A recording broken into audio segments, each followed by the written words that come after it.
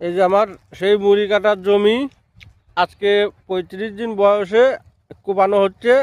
এই যে 15-16 শতাংশ জমির জন্য আমি 4টা লোক নিচ্ছি, 4টে লোক নিয়ে বলছি যে ভালো করে সুন্দর করে কোপাই দিতে।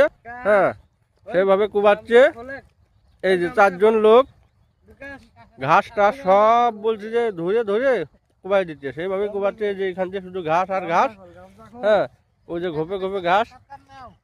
কি পেঁয়াজ কি ভালো হবেন? ভালো হবে না। ভালো হবেন? কেমন ভালো? ভালো। শতাংশে কয় মন করে হতে পারে? 3 মণ। 3 মন। এই যে পেঁয়াজ দেখেন আপনারা। হ্যাঁ, বলছে শতাংশে 3 মন হবে।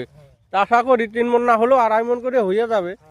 কেমন কি হয় সবই দেখাবানে, কারণ লাগানো থেকে শুরু করছি, দেখানো, স্প্রে, সার, এখন কোবাচ্ছি। কোবানোর পরে আবার কি স্প্রে দেবো।